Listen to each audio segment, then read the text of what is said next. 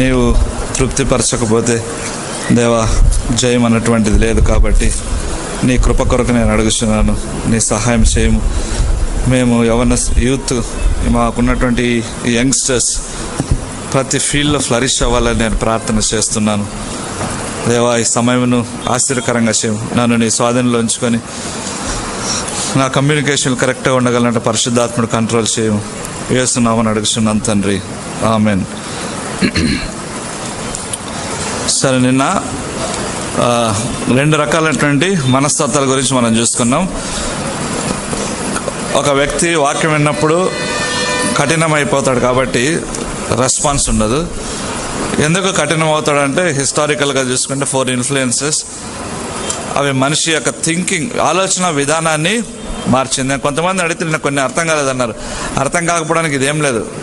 ఎందుకు అర్థం కాదంటే బికాజ్ వీఆర్ నాట్ థింకర్స్. నేను బాగా గమనిస్తున్నా, ఫెలోషిప్లో మనకు స్పూన్ ఫీడింగ్ ఇచ్చి we have made our minds dull. Programme చేసుకున్నాం. థింక్ చేయడం మొదలు పెట్టండి. సో థింకర్స్ అయినప్పుడు అర్థమవుతుంది. బ్లంట్గా వాక్యం రిసీవ్ చేసుకోకపోవడానికి వేరే ఫ్యాక్టర్స్ ఉన్నాయి. పాపం ఒక మెయిన్ ఫ్యాక్టర్ అయితే అసలు ఈ పాపం అనేటువంటిది ఎన్ని రకాలుగా అటాక్ చేస్తుందని తెలుసుకోకపోతే పాపాన్ని మనం ఐడెంటిఫై చేయడం కష్టం. సో ఈ ఇన్ఫ్లుయెన్సెస్, ఎన్లైటన్మెంట్, తర్వాత రీనైజెన్స్, తర్వాత ఇండస్ట్రియల్ రెవల్యూషన్, తర్వాత డార్వినిజం, ఇంకా చాలా వస్తుంది. న్యూ ఏజ్ మూవ్మెంట్ వచ్చేసింది, పోస్ట్ మోడర్న్ వచ్చింది. నేను కిరణ్ అంటాడు పోస్ట్ ట్రూత్ అంట, నేను వినలేదు, ఫస్ట్ టైం వింటున్నా. దాన్ని రెఫర్ చేయాలి. పోస్ట్ ట్రూత్ అనే ఆర్గ్యుమెంట్స్ వస్తుంది. What next beyond the truth? ఇప్పుడున్న మిమ్మల్ని బొంబార్డ్ చేసేటువంటి, మీకు తెలియకపోవచ్చు, ఇంటర్మీడియట్ నారాయణ కార్పొరేట్ స్కూల్లో చదివే వాళ్ళకి ఏం తెలుస్తుంది? బుక్ తప్ప ఏం తెలియదు. అందుకే సూసైడ్స్.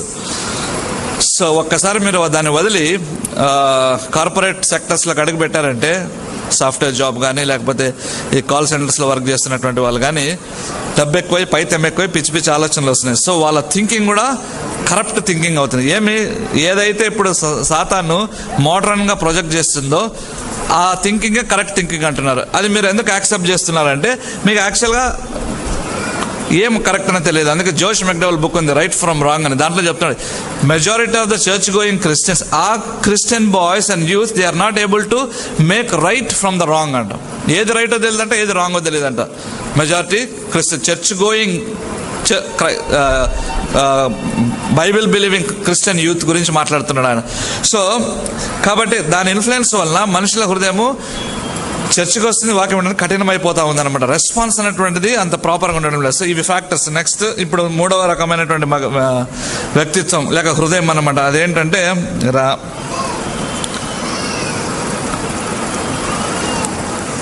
మార్కు సువార్త 4వ అధ్యాయము 19, ముళ్ళ పొద లాంటిది, థార్నీ సాయిల్. మీరు వాక్యం విందురుగానే ఐక విచారంలో ధనమోసమో ఇతరమైన ఆపేక్షలు లోపలికి చొచ్చి వాక్యం అణిచివేయడం వలన అది నిష్ఫలమగును. 8:14 లూకాసు వార్త. ముండ్ల పొదల్లో పడిన విత్తనం పోలిన వారు ఎవరనగా విని కాలం గడిచిన కొలది జీవన సంబంధమైన విచారం చేత ధనభోగం చేత అణిచివేయబడి పరిపక్వంగా ఫలించినటువంటి వారు. సో ఇక్కడ హృదయం ఎలా ఉందంటే it is filled with cares, riches and pleasures. Simple. ఐక విచారములు, ధనమోసమో ఎనీథింగ్. నెక్స్ట్ థింగ్ ఏంటంటే ఇతర ఆపేక్షలు, అంటే nothing but pleasures of life. ఈ జీవితాన్ని ఎన్ని విధాలుగా ఎంజాయ్ చేయొచ్చు. పాతకాలంలో అయితే ఏం చేశారంటే, సరే లాస్ట్లో చూసుకుందాం. వారెన్ విఎస్బి అనేటువంటి most trusted Christian author, he is called as pastor to the pastors. Warren Wiersbe books, be series famous దాంట్లో. సో ఆయన ఏమంటాడంటే ఈ రాతి ముళ్ళ పొదల దాంట్లో ఏముందంటే వేలు లోపలికి పోదగినంత స్థలం ఉందంట, అంటే భూమి ఉందంట. కానీ ఈ యొక్క మొక్కలు అంటే వింటున్నటువంటి వాక్యం ఎదగడానికి అవసరమైనటువంటి స్థలం లేదంట.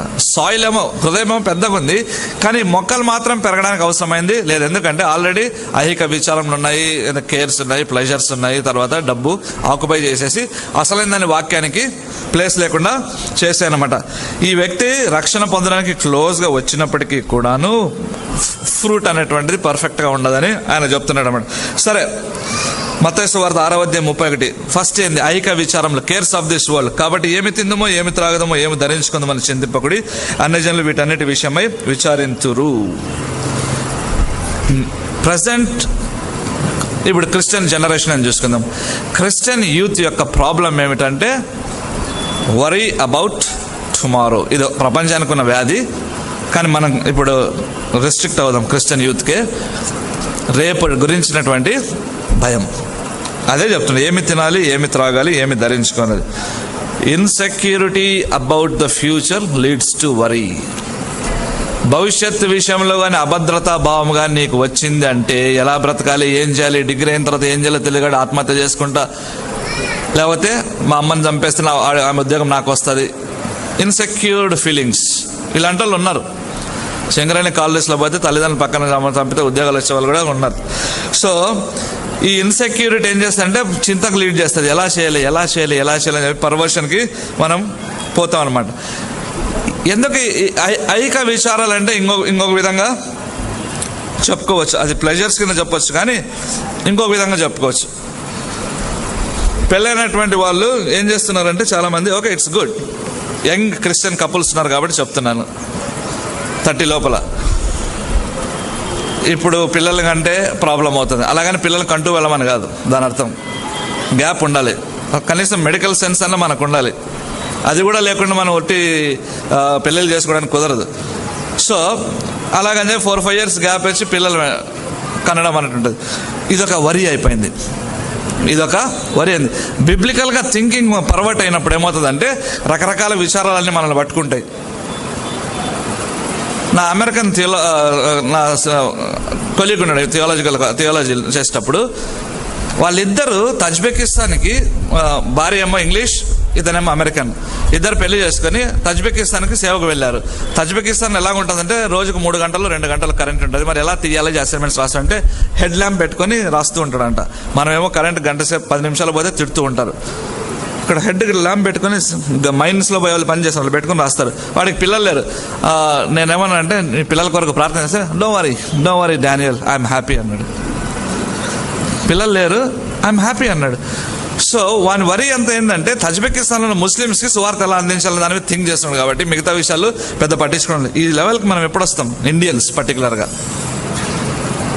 ఇండియాలో మళ్ళీ ఆంధ్ర వాళ్ళకు రావచ్చు అనమాట ఈ కేటగరైజ్ చేస్తే.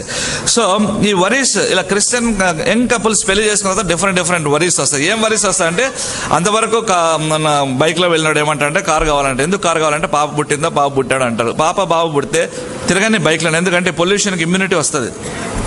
కార్లో వాడిని ఒకసారి ఏసీలో పెట్టాడు, ఒకసారి పక్క తీసి జలుబు చేస్తుంది. మళ్ళీ 24 గంటలు ఫాస్టింగ్ పేరు మానేసి డాక్టర్ దగ్గర తిరుగుతూనే ఉంటావు. కేర్స్ ఆఫ్ దిస్ వరల్డ్ ఇలాగ కొట్టేస్తున్నాయి. సో నెక్స్ట్ థింగ్ చూసినట్టయితే డిసీట్ఫుల్నెస్ ఆఫ్ రిచెస్.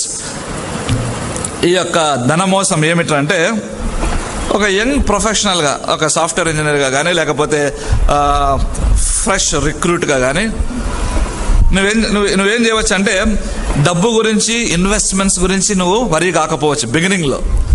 కానీ డబ్బు వచ్చే సేవింగ్స్ అన్ని పెరిగిపోయే కొద్దీ ఏం చేస్తామంటే ఎలా మేనేజ్ చేయాలనేటువంటి చింత స్టార్ట్ అవుతుంది. ఇది ఒక గ్రూప్ ఆఫ్ పీపుల్కి మాత్రమే అర్థమవుతుంది, మిగతా వాళ్ళకి అర్థం కాదు. ఆల్రెడీ యంగ్ సింగిల్స్ కంటే పెళ్లి కాకుండా ఉద్యోగం చేస్తూ వచ్చిన వాళ్ళకి బిగినింగ్లో వరీ కాదు, డబ్బులు ఎక్కువ వచ్చే కొద్దీ ఎలా అక్యుములేట్ చేయాలి, సేవింగ్ చేసిన వాళ్ళని ఎలా మేనేజ్ చేయాలి, ట్యాక్స్ నుంచి ఎలా బయటకు రావాలి, ట్యాక్స్ నుంచి బయటకు రావాలంటే ఇంటి లోన్ తీసుకోవాలి, ఇంటి లోన్ తీసుకున్న తర్వాత దాన్ని కట్టుకోవాలి. ఎన్ని రోజులు కట్టుకుంటామంటే 18 సంవత్సరాలు కడుతూ ఉంటాం. తర్వాత ఇంకేంటి కారు తీసుకోవాలి, కారుకు లోన్ కూడా అలానే చాలా 5 years అంటాం. మళ్ళీ అయిన తర్వాత ఇంకొక లోను. మరి మీటింగ్స్కి డబ్బులు అనేసరికి నా ప్రమేయం లేకుండా నా పర్మిషన్ ఆల్రెడీ ఫస్ట్లో సైన్ చేసింటారు పేపర్స్. ఆ పేపర్ సైన్ చేసేటప్పుడే మీరు మనీ ఇంత కట్ చేయండి అని చెప్పి ఇస్తారు. నీ పర్మిషన్ ఉండదు, నీ యొక్క ప్రమేయం ఉండదు, తర్వాత నేను కన్సల్ట్ అయ్యేది ఉండదు. ఆటోమేటిక్గా నీకు వచ్చే డబ్బులు టక్ టక్ టక్ టక్ మరి కట్ అవుతుంటాయి బ్యాంకులోంచి. సో మీటింగ్స్ అయినా కానీ, టైత్ అయినా కానీ, ఫ్రీ విల్ ఆఫరింగ్స్, స్వేచ్ఛార్పణలు కానీ వాక్య ప్రకారంగా ఇవ్వడానికి ఏమీ మిగలదు. నీకు ఇచ్చే మనసు ఉంది, ఇవ్వడానికి ఏమీ లేదు. That is the deceitfulness of riches. ధనం ఉండడం నష్టం అంటారు. ధనము ఉండడమే నష్టమైతే యేసు ప్రభువుకు పక్కన ధనాన్ని ఎందుకు పెట్టారు? మీరు సిరికి దేవుడికి దాసులు కారేరని. You cannot be servant to the love of money and God అనలేదు, కానీ you cannot be servant to the you can't serve money and God. బాగా గమనించండి, it is not love of money. అక్కడ చెప్పలేదు, తిమోతి పత్రికలో చెప్పాడు ధనాపేక్ష సమస్తమైన మూలమైన కారణమని. అది పక్కన పెడదాం. సువార్తలు అంతకుముందే రాయబడింది ఏంటంటే దేవునికి సిరికి మీరు దాసులు కాలేరు అన్నారు. అంటే ఏదో ఒక దాన్ని చూస్ చేసుకోవాలి. డబ్బుకు అంత పవర్ ఉన్నప్పుడు ఆలోచించండి, ఇంకా లవ్ ఆఫ్ మనీకి ఎంత పవర్ ఉంటుంది, ధనాన్ని ప్రేమిస్తే ఇంకెంత పవర్ ఉంటుంది. అందుకే పూర్వకాలంలో భక్తులు ఏం చేస్తుంటే వాళ్ళకి వచ్చే కానుకలన్నీ ఇట్లా ఎవరైనా ఇస్తుంటే ఇలా పంపిస్తుండే వాళ్ళు. ఎందుకు అని అనుకునేవాడిని, కానీ అది సీక్రెట్. ఎందుకంటే శోధన జయించే మార్గం అది. మరి డబ్బులు ఎలా వస్తాయంటే ఆ ఫెయిత్ ఇప్పుడు కావాలి. మీరు నేను చెప్తే రాదు, అది నేర్చుకుంటే వస్తుంది. నేర్చుకోవాలంటే పోగొట్టుకోవడం మనకి ఇష్టం లేదు. ఎందుకంటే రేపు ఎలా బ్రతకాలి. అందుకే చాలామంది యూత్ లీడర్స్, పాపులర్ క్రిస్టియన్ ప్రపంచంలో పేరుగాంచినటువంటి యూత్ లీడర్స్ లేక యూత్ మీద బుక్స్ రాసే వాళ్ళు రాసినటువంటి సైకాలజీలో మిక్స్ చేసి వాళ్ళు రాసినటువంటి ఏమిట్రా అంటే పేరెంటింగ్ మీద. ఈ జనరేషన్ మెయిన్గా అమెరికాని బేస్ చేసుకున్నారు. ఈ ప్రజెంట్ జనరేషన్ అన్నటువంటిది ఎలా ఉన్నారంటే కొరత అనేది తెలియకుండా పెంచబడుతున్నారు. అర్థం చేసుకోండి, కొరత అనేది లేకుండా పెంచబడి అంటే they don't know what is want. మనము సిటీ బస్సులు ఎక్కాము, మన పిల్లలు క్యాబ్స్లో ఎక్కుతున్నారు. సిటీ బస్ కల్చర్ అలవాటు చేయడం లేదు. కోతిగాడుదలు అంటారు, రెట్టమతం మనుషులు అంటారు. ఏమంటారు రెట్టమతం వాళ్ళు అంటే ఎవరు అంటే సైకిల్లో పోతూ బైక్లో పోతూ చేయి బదులు కాలు చూపించేవాళ్ళు. టర్న్ చేయాలంటే రైట్ సైడ్ లెఫ్ట్ సైడ్ మామూలుగా చేయి చూపిస్తే వాడు పోతూ ఇట్లా చూపించి ఏరా సడన్గా తిప్పినంటే చూపించినా కదంటే ఏం చూపించినా కాలు చూపించినా ఏదైతేనేమి నీకు డైరెక్షన్ చూపిస్తున్నా అంటాడు. ఆ రెట్టమతం బ్యాచ్లు ఇప్పుడు స్టార్ట్ అయినాయి. అదే పర్వర్టెడ్ థింకింగ్ అనేది. నేను హిస్టారికల్ ఇన్ఫ్లుయెన్స్ చెప్పడానికి కారణం అదే. ఈ రెట్టమతం వాళ్ళు ఏమంటారంటే వీఆర్ ఎంజాయింగ్ ద టెక్నాలజీ. నీ ముఖం బైబిల్ చదివే దాంట్లో టెక్నాలజీ ఎంజాయ్ చేసి చూద్దాం. నీకు స్మార్ట్ ఫోన్ ఉంది, నీకు ట్యాబ్ ఉంది, ఐఫోన్ ఉంది, అన్నీ ఉన్నాయి. ఎంత నువ్వు మెడిటేట్ చేస్తున్నావు దేవుని వాక్యాన్ని చెప్పు. మరి వాట్సాప్ ఫేస్బుక్ చూడడానికి ఉన్నటువంటి టైం నీకు దేవుని వాక్యాన్ని మెడిటేట్ చేయడానికి లేదు. దానికి that's why you are dead Christian youth. ఒక పిల్ల నవ్వుతేనే ఐ లవ్ యూ అని ఎంటబడిపోయేటువంటి యూజ్లెస్ ఫెలోస్. ఏం తెలుసా, వాట్ ఈస్ ద ప్రాబ్లం? ఇంట్లో దేవుని వాక్యాన్ని చదివేటువంటి క్రైస్తవులు తక్కువయ్యారు. ఒక అధ్యాయం చదివితే గొప్ప, క్యాలెండర్లో చదవండి మనం చెప్తున్నాం. అది చదివిపోయే దుర్మార్గులు కూడా ఉన్నారు. That is supplement. Eenadu paper ఇస్తే దాంట్లో ఒక సప్లిమెంట్ ఉంటుంది, మెయిన్ పేపర్కి సప్లిమెంట్. అది క్యాలెండర్ అనేది సప్లిమెంట్, అది బైబిల్ కాకూడదు. దాన్ని చేసి పారిపోయేటువంటి వాళ్ళు ఉన్నారన్నమాట. బైబిల్ మెడిటేట్ చేయడం తగ్గించేసి స్ట్రెంగ్త్ కావాలనేటువంటి మాటలు మాట్లాడితే ఎక్కడి నుంచి వస్తుంది? So we are enjoying the technology, we are making use of technology, we are redeeming the time. ఏమీ లేదు. నీవు టైం సేవ్ చేసేది ఏం చేయాలి? అక్కడ కూర్చొని ఇంకా ఫ్రెండ్ రాలేదు కాబట్టి ఫేస్బుక్ ఓపెన్ చేసి చాట్ చేసుకుంటూ కూర్చున్నావు. అంతకుమించి ఇంకేమీ జరగడం లేదన్నమాట. సో రిచెస్ యొక్క డిసీట్ఫుల్నెస్. సో ఈ జనరేషన్ మనం ఎలా పెంచుతున్నామంటే క్రిస్టియానిటీ స్టాండర్డ్స్ డిక్లైన్ అయిపోవడానికి రీజన్స్ చెప్తున్నాను, బాగా గమనించండి. నెక్స్ట్ ఫ్యూచర్ శ్రమల గురించి మాట్లాడడం లేదు. మన యొక్క లేజినెస్ వలన కలిగేటువంటి నష్టాలే ఆర్ఎస్ఎస్, విహెచ్పి, బీజేపీ వారి కంటే ఎక్కువ ఉంటుంది. చూడండి, కావలసి చెక్ చేసుకోండి ఫ్యూచర్ను. ఇబ్బంది అనేది తెలియకపోతే అసలు సోల్ విన్నింగ్ అనేది తెలియనటువంటి వాళ్ళు, సరే నెక్స్ట్ స్థాయిలో చూసుకుందాం సోల్ విన్నింగ్ గురించి. సో కాబట్టి రిచెస్ అనేవి ఇలా మోసం చేస్తాయి అనమాట. అప్గ్రేడ్. ఈ అప్గ్రేడ్ చేసుకోవడానికి మనం డబ్బు పెడుతూనే ఉంటాం. అప్డేట్ అవ్వాలి, అంత మంచిదే. అప్డేట్ అయినటువంటి నాలెడ్జ్ లేకపోతే కంఫర్ట్స్ రాజ్యం కట్టడానికి ఉపయోగపడుతున్నాయి. So that is the deceitfulness of riches.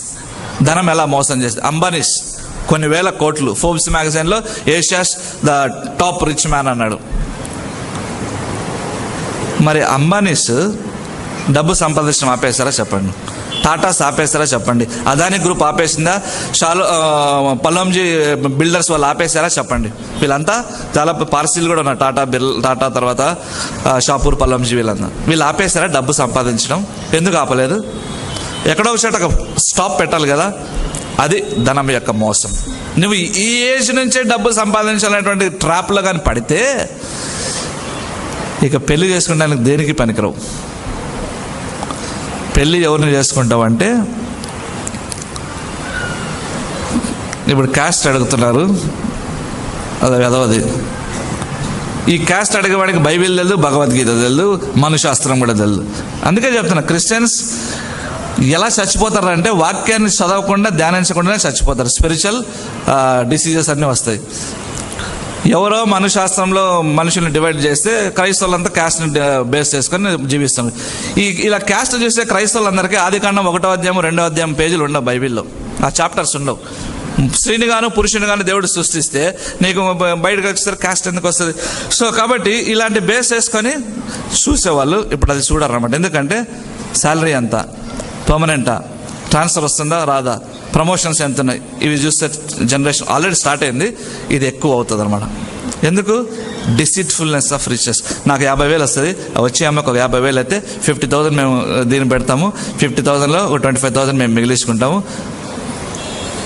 Bill చేసుకుంటూ పోతాం. ఏం చేస్తాము? నగలు కొనుక్కుంటే తప్పేం లేదు.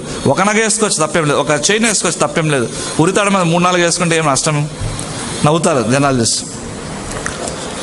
సో ఇవన్నీ పర్వర్షన్. అందుకే వాచ్మెన్ ఏమన్నాడంటే, we sin in the legitimate things. న్యాయబద్ధంగా చేయవలసినటువంటి పనుల్లో మనం పాపం చేస్తున్నామని. We're not sinning because of adultery or fornication, murder. We're sinning in the legitimate things. న్యాయబద్ధంగా, చట్టబద్ధంగా కరెక్ట్ అయినటువంటి వాటిని చేయడం ద్వారా మనం పాపం చేస్తున్నాం. తెలుసా విషయం? గ్రేటెస్ట్ ప్రాబ్లం అది ఇప్పుడే. సో కాబట్టి డబ్బును కూడా ఆగడం లేదు, ఇంకా ముందుకు వెళ్ళిపోతుంది. అందుకే యేసుప్రభు దాన్ని ధనమోసము అంటున్నాడు. మరి డబ్బు సంపాదించకూడదు అంటే సంపాదించాల్సిందే. డబ్బు ఈజ్ అవసరం. నువ్వు డబ్బు సంపాదించి జోలో పెట్టుకుంటే దేవుని రాజ్యం ఎలా కట్టబడుతుంది? దేవునికి నువ్వు ఇవ్వలేకపోవడం కూడా that is the deceitfulness of riches. తెలుసా మీకు ఆ విషయము? గ్రాస్ శాలరీలో దశంభాగం ఇవ్వాల్సింది పోయి, మీరు ఇప్పుడే నేర్చుకోవాలి, యూత్ నెట్ శాలరీలో దశంభాగం ఇస్తారు. మళ్ళీ దానికి చెప్తాను, రెట్టమతం బ్యాచ్ అని చెప్పినా కదా. ఈ బ్యాచ్ ఏం మాట్లాడుతుంది అంటే, ఎలాగో మనం రిటైర్ అయిన తర్వాత 50 లక్షలు వస్తే ఆ సేవింగ్స్లో అప్పుడైనా దశంభాగం ఇవ్వాలి కదా అంట. అప్పుడు దేవుడు ఏం చేస్తాడంటే, నువ్వు ఏ కొలతతో కొలిస్తే నేను ఆ కొలతతోనే కొలుస్తాను. ఎలా కొలుస్తాడంటే, నీవు ఇప్పుడు ఉద్యోగం వచ్చింది, నీ ఉద్యోగం వచ్చినప్పుడు జూన్ నెలలో నువ్వు 15,000 ఇచ్చావు. సో 15,000లో 1,500 కావాల్సినటువంటి ఆశీర్వాదము. ఆగస్టులో నువ్వు 20,000 ఇచ్చావు, 2,000 ఇచ్చావు, 2,000 సరిపోయినటువంటి ఆశీర్వాదము. తర్వాత 10 సంవత్సరాల తర్వాత నువ్వు 10,000 దశంభాగం ఇచ్చావు. సో 10,000కి సంబంధించిన ఆశీర్వాదము అని కొలుసుకుంటూ వెళ్ళొచ్చేమో, నాకు తెలీదు. ఏ కొలతతో కొలుస్తావు ఆ కొలతతోనే నేను కూడా కొలుస్తాను అంటున్నాడు. Deceitfulness of riches. ఇంకా ఏంటంటే, ప్రపంచం ఎంత ఫాస్ట్గా పోతుందో మనం బాగా గమనించాలి. America culture, all from the west is not the best అని చెప్పి ఆర్ స్టాన్లీ అన్నాడు, blessing youth mission founder. All from the west is not best. అమెరికాలో వాడు అమెరికాలో పోయినాడు, ₹1,00,00,000 బిల్డింగ్ ఉందని వాడు అడుక్కొని ₹1,00,00,000 బిల్డింగ్ తెచ్చుకున్నాడు. ఎందుకంటే ఇన్సూరెన్స్ వరకు ఇట్లా గీకితే ఇన్సూరెన్స్ ఇస్తారు అమెరికాలో. అందుకే బ్యాంకులన్నీ దివాళీ చేసిన ఒక స్టేజ్లో. ఆ కల్చర్ ఇప్పుడు ఇండియాకి వచ్చిందనమాట. ఈఎంఐ అంటారు దాన్ని, ఎవ్రీ మంత్ ఇన్స్టాల్మెంట్. ఈ ఇన్స్టాల్మెంట్స్ కట్టే వాళ్ళంతా కూడా ఎట్లుంటారంటే, ఈ సంవత్సరం ఇవ్వాల్సినటువంటి మీటింగ్ ఖర్చులు నెక్స్ట్ ఇయర్ ఇస్తారు. వినండి యూత్, మీరు నెక్స్ట్ ఎప్పుడు కూడా ఇన్స్టాల్మెంట్లో వస్తువులు తీసుకునే మనుషులుగా మారకండి. అసలు మీ పిల్లలకు ఒకవేళ మీ పిల్లలు పుడితే వాళ్ళకు నీళ్ళతో కలిపిన పాలు ఇవ్వాలి, ₹30 పాలు ఇవ్వాలి, ₹50 పాలు ఇవ్వలేరు. ఎందుకంటే ఇన్స్టాల్మెంట్స్ పోతుంది కాబట్టి. ఎందుకు ఇన్స్టాల్మెంట్స్ మీద మనం వస్తువులు తీసుకుంటున్నాం అంటే, వాళ్ళకుంది మాకు లేదు కాబట్టి. కంపారిజన్తోనే మనకు ప్రాబ్లం వస్తుంది అనమాట. So riches can deceive. అందుకే దేవునికి కూడా ఇవ్వలేనటువంటి పరిస్థితి వస్తుంది అనమాట. So next, pleasures of life. ఇతరమైన ఆపేక్షలు అన్నదాన్ని నేను ప్లెజర్స్ ఆఫ్ లైఫ్ అని తీసుకున్నాను. ఇంతకుముందు చెప్పాను, పిల్ల పుట్టిన కాబట్టి కారు కొనుక్కోవాలి. కారు కొనడం పాపం కాదు, తెలుసా? నువ్వు బిల్డింగ్ కొనడం కూడా పాపం కాదు. కానీ ఇంత ఫాస్ట్ థింకింగ్ దేవుని రాజ్యం కట్టడంలో ఎందుకు రాదు అనేది నా డౌట్. అర్థం చేసుకుంటున్నారా? ఒక చర్చిలో వాక్యం చెప్తూ ఒక ప్రశ్న వేశా, మీరు ఒక్కొక్కరు ఒక్కొక్క మీ ఏరియాలో డెవలప్ అవ్వడానికి మీరు తీసుకున్నటువంటి స్టెప్స్ ఏమిటి? అంటే నువ్వు ప్రార్థన 3 గంటలు చేయలేవు, ఎలాంటి మెజర్స్ తీసుకున్నావు డెవలప్ చేసుకోవడానికి? నువ్వు 10 అధ్యాయాలు చదవలేవు, ఎలాంటి మెజర్ తీసుకున్నావు డెవలప్ చేయడానికి? నీ నోటి మీద నీకు నోటి దురద ఎక్కువ, దాన్ని కంట్రోల్ చేయడానికి ఎలాంటి మెజర్ తీసుకున్నావు? నువ్వు వేరే వాళ్ళ ఇంట్లో వస్తువులు చూసినా కొనాలని మనసు పీకుతుంది, నీ భర్తను తన్నో కొట్టో మోసం చేసో ఆ వస్తువు తెచ్చుకుంటావు.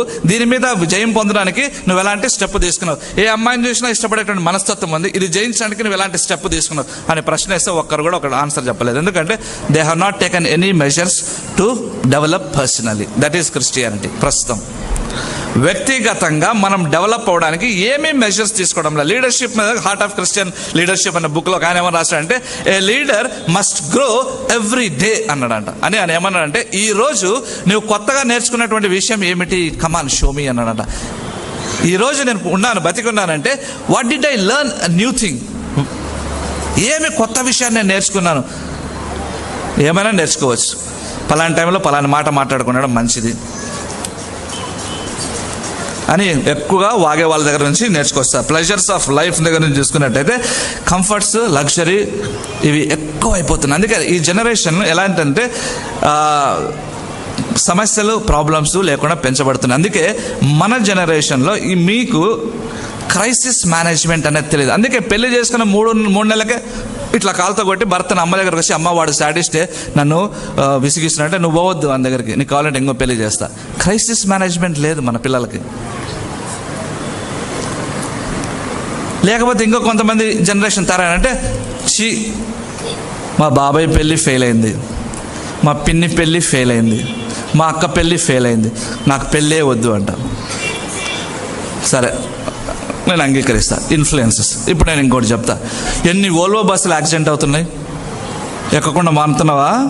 ఓల్వోనే కావాలి. ఎందుకంటే నేను సాఫ్ట్వేర్ ఇంజనీర్, అలసిపోయింటాం, ఎక్కితే ఏసీ ఆన్ చేసిపోతే ఏసీగా తీసుకొని పోతూనే ఉంటాడు వాడు. ఎన్ని ప్లేన్ క్రాష్ జరుగుతుంది, పోతూనే ఉన్నాం. సోకులు చేసుకొని మనం పిచ్చి ఎక్స్పోజింగ్ డ్రెస్సెస్ వేసుకొని తిరుగుతుంటాం కదా. ఎంతమంది అమ్మాయిలు యాసిడ్ పోసి ఎంటబడి లవ్ చేయమంటున్నారు. మానేస్తున్నావా? ఏవి మానేయడం. అవి ఏవి మానేయలేవు. నీకు ఇష్టం లేని పనిని మాత్రం జస్టిఫికేషన్ భలే స్ట్రాంగ్ ఉంటుంది. That is foolishness. ఎందుకు ఆ ఫులిష్నెస్ వచ్చిందంటే, వాక్యం చదివే అలవాటు లేదు, దేవుడు మాట్లాడడం లేదు. ఎందుకు దేవుడు మాట్లాడడం లేదు? పిచ్చోడు కాదు దేవుడు. దేవుడు మాట్లాడదగినంతగా క్వయట్గా ఆయనకు మాత్రమే సమయాన్ని ఇవ్వగలిగితే దేవుడు మాట్లాడతాడు. పిజ్జా బర్గర్స్ తిన్నట్టుగా 2 minutesలో అన్ని మైక్రోవేవ్లో పెడితే 1 సెకండ్లో టీ అప్పడమైనట్టుగా అట్లా మాట్లాడాలంటే ఎలా కుదురుతుంది? కుదరదు. సో ప్లెజర్స్ ఆఫ్ లైఫ్ పెరిగిపోయి ఎలాంటి పర్వర్షన్కి వచ్చిందంటే పెళ్ళే వద్దంట. ఇది అమెరికన్ కల్చర్కి వచ్చేసింది ఇండియాలో. కాబట్టి కోహాబిటేషన్, సహజీవనము. ఎందుకు సహజీవనము? ఇష్టం వచ్చిన రోజులు ఉండొచ్చు, కష్టం వచ్చినప్పుడు బయటకు వచ్చేసేయచ్చు. సో కమిట్మెంట్ ఇష్టం లేదు ఈ జనరేషన్కి, అకౌంటబిలిటీ ఇష్టం లేదు, పేరెంట్స్కి ఒబీడియన్స్ ఇష్టం లేదు. That is the historical consequence of 4 historical influences అని చెప్పింది. అందుకే age of reason strong arguments ఏంటంటే, humanism, exalting man above God, individuality, freedom to think, freedom to act. ఆ పిచ్చి బట్టి ముదిరి ఏమైందంటే బైబిల్ని పక్కన పెట్టేస్తారు. నీ యొక్క ఆర్గ్యుమెంట్స్, నీ లాజిక్, నీ యొక్క రీజనింగ్ చాలా గ్రేట్ అనుకోండి. ఎప్పుడు తెలుస్తుంది? 40 తర్వాత డయాబెటిక్స్, హైపర్ టెన్షన్, తర్వాత ఏమేమో వస్తాయి, రకరకాలు వస్తుంటాయి, మోకాలు నొప్పులు. అప్పుడు తెలుస్తుంది ఐఎమ్ రాంగ్.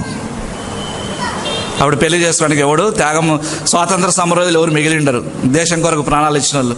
40 ఏళ్ళు నిన్ను చేసుకొని నేను నిన్ను పోషించాలంటాడు. కళ్ళు తెరుచుకో. ప్లెజర్స్ ఆఫ్ లైఫ్ ఏం చేస్తుంది? సింగిల్గా ఉండాలి, లైఫ్ ఎంజాయ్ చేయాలి. నాకు ఇప్పుడే వద్దు, నాకు అన్నీ వద్దు, అది చేస్తే ఇది, నేను ఫ్రీగా ఉండాలి, నన్ను ఎవరు డిస్టర్బ్ చేయకూడదు, నాకు పర్సనల్ రూమ్ కావాలి. ఎందుకు? పిచ్చి గంతులు వేసుకోవడానికి ఇంటర్నెట్ ఓపెన్ చేసి.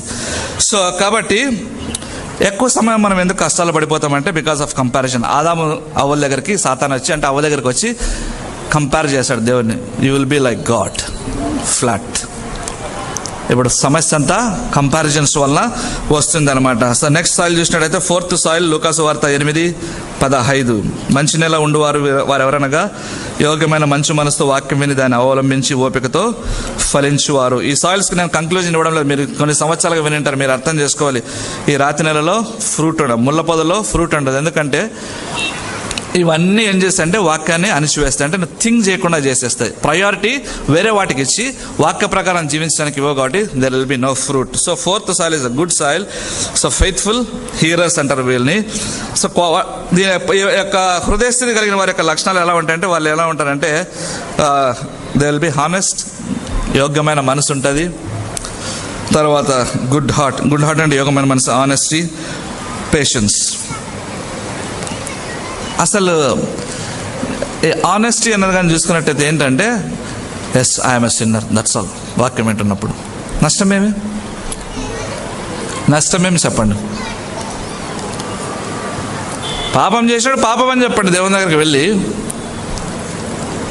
పాపం చేసినాడు పాపం అని చెప్పండి. మన యూత్ను మనం ఇప్పుడు ఎక్కడి నుంచి కాపాడుకోవాలంటే, ప్రధానమైన సమస్య లైఫ్ పార్ట్నర్స్ని వాళ్ళు తమంతట తాము ఎన్నుకోకుండా కంట్రోల్ చేయగలగాలి మనం. మేజర్ ఇష్యూ అవుతుంది ఇది క్రిస్టియన్ చర్చెస్లో. ఎందుకు చర్చెస్లో మేజర్ ఇష్యూ అవుతుందంటే, it is the meeting point of both the sexes. Marriage partner సెలక్షన్లో కానీ సాతాను కానీ దెబ్బ కొడితే వాడు జీవిత కాలం వెదవగా జీవించవచ్చు. మెజారిటీ కపుల్స్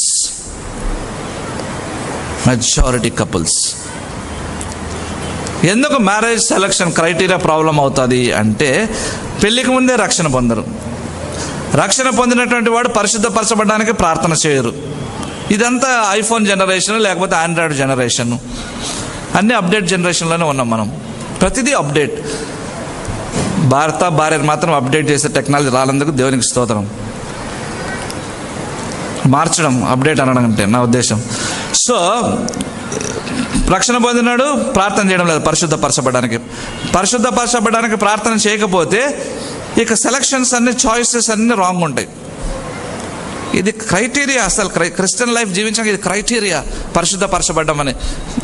ఒక రోజులో జరగదు, కానీ మనసు అనేటువంటిది రూపాంతరం చెందే అవకాశం ఉంది. ట్రాన్స్ఫర్మేషన్ అనేది పాసిబుల్. 100% కాకపోయినా లెవెల్స్గా మార్పు అనేది, థింకింగ్లో మార్పు వస్తుంది. టైం ఎక్కడుంది? మన బట్టలకు మన జుట్టులకు ఉన్నటువంటి ఇచ్చేటువంటి టైము పరిశుద్ధపరచబడడానికి ఇస్తే చాలా మేలు. పెళ్లి కాకముందు బాగా కళ్ళు తెరుచుకోమన్నాడు. పెళ్ళైన తర్వాత కళ్ళు మూసుకునే ఏం ప్రాబ్లం లేదు. పెళ్లికి ముందు కళ్ళు మూసుకుంటే అవుట్. అందుకే పేరెంట్స్ మాట వినాల్సినటువంటి అవసరం ఉంది. సో కాబట్టి ఈ యొక్క యాక్చువల్గా fruit is the mark of salvation. రక్షణ పొందినవాడికి ఫలం ఉండాల్సింది. ఎలాంటి ఫలమైనా తర్వాత చెప్తాం. రక్షణ పొందానని చెప్తే షో మీ ద ఫ్రూట్. నీకు ఫలం లేదంటే you are completely dead, barren. పశ్చాత్తాపడాల్సిందే. ఫైనాన్షియల్ బ్లెస్సింగ్స్, ఎడ్యుకేషన్, ఇదంతా నాన్ సెన్స్. ఇవన్నీ వస్తాయి కష్టపడేవాడికి. హిందూ, ముస్లిం అందరికీ వస్తున్నాయి. ఫ్రూట్ గురించి మాట్లాడదాం క్రిస్టియన్ సర్కిల్లో, క్రిస్టియన్ లైఫ్లో. సరే, ఎలా వస్తుంది fruit comes out of obedience. విధేయత వలన వస్తుంది ఫ్రూట్. ఆ విధేయత అంటే ఏంటి అనేటువంటి క్వశ్చన్లు ఇప్పుడు. ఏజ్ ఆఫ్ రీజన్ నీకే తెలియాలి, దేవునికి ఎంతవరకు మనము లోబడుతున్నాం అనమాట. సరే, ఏం చెప్తుంది వాక్యం? ఏమి విధేయత చూపించాలి, ఎక్కడ మనము దేని ఎలా ఫ్రూట్ఫుల్గా ఉండాలి అని చూసినట్టయితే ఫాస్ట్గా చెప్తాను, టైం అయిపోయింది. రెండు క్రిస్టియానిటీ అంతా బేస్ అయింది బిబ్లికల్గా చూసినట్టయితే. 10 కమాండ్మెంట్స్ కూడా 2గా చెప్పాడు యేసు ప్రభు. Love God, obey parents, finish. దేవుని ప్రేమించు, తల్లిదండ్రులకు లోబడు. ఈ పిల్లర్స్ని ఎప్పుడైతే కూలగొడతామో సర్వనాశనం అయిపోతుంది. దేవుని యొక్క జ్ఞానం కానీ మనం గమనించినట్టయితే చూడండి, 10 కమాండ్మెంట్స్ ఇవ్వడంలో ఎంత మెటిక్యులస్గా దేవుడు డిజైన్ చేసుకుంటూ పోయాడంటే, ఫస్ట్ నాకు ఘనత ఇవ్వండి అంటాడు. వెరీ నెక్స్ట్ ఏమన్నా అంటే పేరెంట్స్కి వచ్చాడు దేవుడు, ఒబే యువర్ పేరెంట్స్. తర్వాత భాగం కిందికి ఎక్కడికి వచ్చాడు అంటే మిగతా ఆజ్ఞలకు వచ్చేసరికి తోటి వాళ్ళ దగ్గరకు వచ్చాడు. God, parents and neighbours, fellow human beings. స్ట్రక్చర్ని ఎంత స్ట్రాంగ్గా చేశాడంటే దేవుడు సొసైటీలో కన్ఫ్యూజన్ కానీ పర్వర్షన్ కానీ లేకుండా క్లియర్ కట్గా స్ట్రక్చర్ పెట్టాడు. అందుకే ఒక బుక్ కూడా ఉంది, దెర్ వర్ ఓన్లీ 9 అంట 10 కమాండ్మెంట్స్. ఎందుకంటే 9 ఒక ఆజ్ఞ లేదంటే, ఏమంటే సాబత్ లేదు కాబట్టి how do you honour Sabbath అన్నాడు. సో అది వాళ్ళ తెలివిని బట్టి రాసుకుంటూ పోతే దానికి మనకు అవసరం లేదు. కాబట్టి దేవుడు, తల్లిదండ్రులు, మన మనతో పాటు జీవించేవాళ్ళు. ఈ మూడింటిని కరెక్ట్గా పగడబందిగా చేశాడు, దాన్ని వైలేట్ చేస్తున్నాం అనమాట. సో ఎందుకు తల్లిదండ్రులు మనం గౌరవించాలంటే health is directly proportional to obeying parents. నీవు దీర్ఘాయుష్మంతుడు అగున్నట్లు నీ తల్లిని తండ్రిని సన్మానించు. నీ కీళ్ళ రోగము, ఆ వాతము గీతము పైత్యం ఇవేమి రాకుండా అంటే తల్లి మాట, లేకపోతే ముసలి వయసులోనే ఇట్లా వస్తాం, ముసలు కాకుండానే ఇట్లా వస్తాం. నీవు దీర్ఘాయుష్మంతుడు అగున్నట్లు, ఎక్కువ కాలం బ్రతుకున్నట్లు, ఆకస్మికంగా మరణించకుండానట్లు, అకాల రోగాల బారిన పడకుండానట్లు, దీర్ఘకాల వ్యాధులు కలగకున్నట్లు. అంటే దేవుని నమ్ముకున్న వ్యాధులు రావని కాదు, బ్యాలెన్స్ చేయండి అని చెప్పే మాటల్ని. నీ తల్లిని తండ్రిని సన్మానించాలి. వాళ్ళు చెప్పిన మాట విని చాలు, వాళ్ళు చెప్పిన మాట వింటే చాలు, లేకపోతే ప్రాబ్లం అనమాట. అందుకే ఒక వ్యక్తి ఏమన్నాడంటే, show me the man you honour and I will know what kind of man you are. ఎలాంటి వ్యక్తి నువ్వు గౌరవిస్తావు నాకు కానీ తెలిసినట్టయితే నువ్వు ఎలాంటి వ్యక్తి అన్న విషయాన్ని నేను చెప్పగలను. ఎవరికి నువ్వు గౌరవం ఇస్తావు అన్నది బయటపడితే నువ్వు ఎలాంటి వ్యక్తి అన్నది అర్థమవుతుంది. ఇవన్నీ అర్థం చేసుకుని డీటెయిల్గా చెప్పడానికి కుదరదు. సరే, ఈ టైంలో కంక్లూజన్కి వచ్చేస్తాను. ఈ టైంలో యూత్ నుంచి ఏమి ఫలము దేవుడు ఎక్స్పెక్ట్ చేస్తున్నాడు? What kind of fruit God is expecting? యోహాను సువార్త 15లో చూసుకున్నట్టయితే మీరు ఫలించాలి, ఫలించినట్లుగా నేను ఏర్పరచుకున్నాను అంటాడు. అసలు మనమంతా activity oriented, programme oriented churches. Purpose driven చర్చ్లో రిక్వైర్మెంట్ ఇదే రాస్తాడు, what kind of churches we have అని. ప్రోగ్రామ్ ఓరియంటెడ్ అంట, యాక్టివిటీ ఓరియంటెడ్ అంట, ఏదో సార్ రకరకాలు రాసేస్తాడు. బాగానే ఉన్నవి, నిజమే. ఏమవుతుందంటే service to God replaces devotion to God. దేవుని సేవ చేయటం అన్నటువంటిది దేవునితో సంబంధాన్ని రీప్లేస్ చేయగలదు. దేవుని సేవ దేవునితో సంబంధం ఒకటి కాదు. ప్రార్థన చేయకుండా పనిచేసే వాళ్ళు ఎంతమంది ఉంటారు తెలుసా? న్యాచురల్గా ఫ్రూట్ అనేది, అసలు ఫ్రూట్ అంటే ఏంటి అంటారు. అరటిపండు జామ పండు గురించి మాట్లాడడం లేదు నేను. John Piper Desiring God ministries ఆయన ఏమన్నాడంటే ఫ్రూట్ అండ్ ఆయన కన్సిడర్ యోహాను సువార్త 15వ అధ్యాయం చూసుకొని నేను ద్రాక్ష వలని మీరు తీగలని దాన్ని బేస్ చేసుకుని ఆయన చెప్పింది ఏంటంటే ప్రజల్ని ప్రేమించడము, వారిని క్రీస్తు వైపు నడిపించడము అని ఆయన మాట్లాడుతున్నాడు అనమాట. ఒకవేళ నువ్వు కానీ ఫలించడం కానీ మొదలు పెడితే you'll begin to love people or win people for Christ. అది మాయమైపోయింది, అది మాయమైపోయింది. ఎంతమంది దేవుని కొరకు మా ఆత్మను సంపాదిస్తున్నారు. మా ఇంటి దగ్గర ఒక ముస్లిం ఆమె, ఎందుకు మీరు ఇలా చేస్తున్నారంటే మా దేవుడు చెప్పినాడు అన్నాడు. ఫ్లాట్గా చెప్పేసింది. మనం చెప్తామా? అదే అంటున్నా, దానికి ఇన్నర్ స్ట్రెంగ్త్ కావాలి. అంతరంగంలో శక్తి ఉన్నప్పుడే బయటకు మాట్లాడడానికి శక్తి ఉంటుంది. అంతరంగంలో శక్తి ఉండదు. అందుకే ఎవరైనా అబ్బాయి వచ్చి ఫ్రాక్ చాలా బాగుందంటే మురిసిపోతాం. నీకు ఇంటర్నల్ స్ట్రెంగ్త్ కానీ ప్రార్థన దేవుని వాక్యం వల్ల కానీ డెవలప్ అయి ఉంటే షటప్ అంటాం. ఎందుకు? పరిశుద్ధాత్మ దేవుడు స్ట్రెంగ్త్ ఇస్తాడు. ఆ స్ట్రెంగ్త్ మనకు రావడం ఇప్పుడు మన పిల్లలకి వాక్యాన్ని చదవడం నెగ్లెక్ట్ చేస్తారు, ప్రార్థన నెగ్లెక్ట్ చేస్తారు.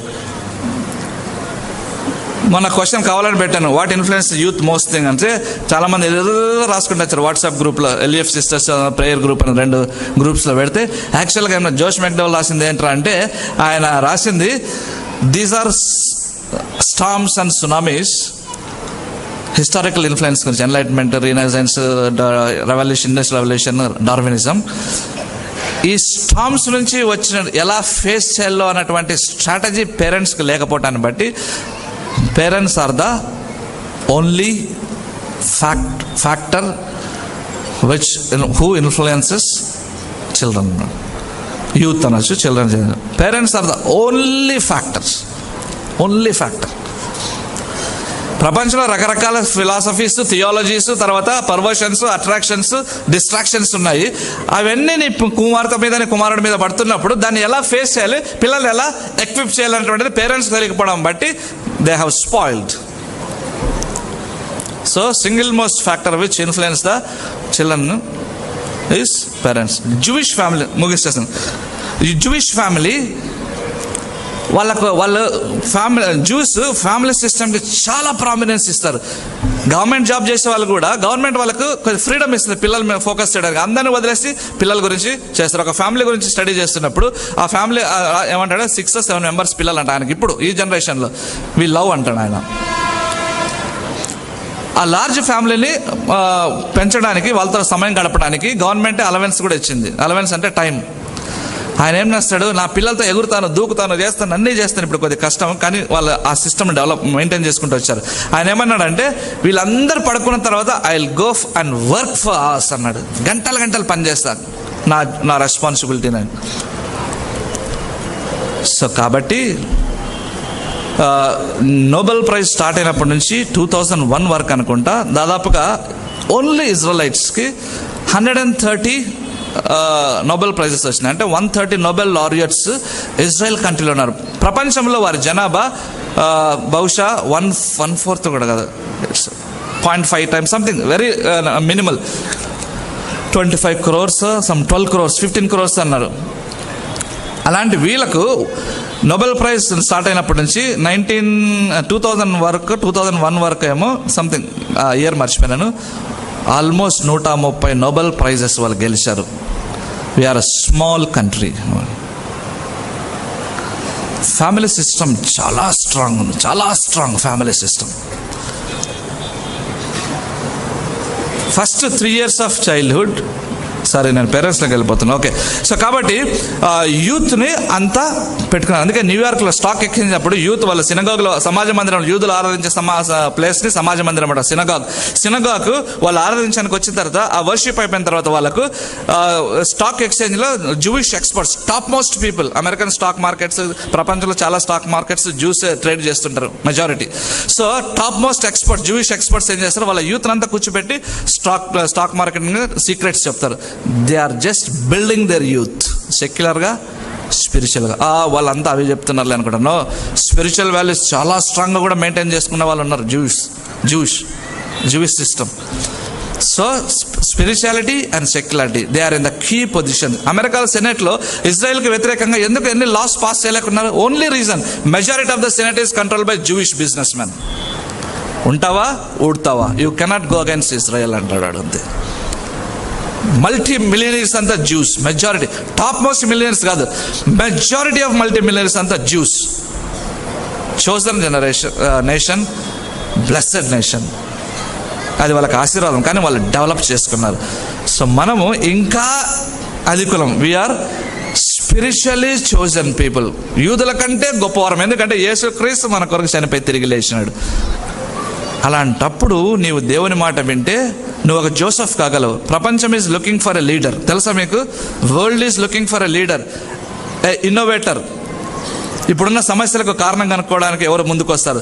ఇష్యూస్ని ఎవరు టేకప్ చేస్తారు? వైరసెస్ని ఎవడు స్టాప్ చేయగలడు? మెడికల్ ఎక్స్పర్ట్స్ కొరకు world is looking. Top business men కొరకు, నీతి గల పొలిటీషియన్స్ కొరకు. నువ్వెందుకు ఒక్కడిగా ఉండలేవు? Because you don't want to bear fruit. ఎందుకంటే అది కష్టంతో కూడుకున్నటువంటి పని కాబట్టి. ప్రార్థన చేసుకుందాం.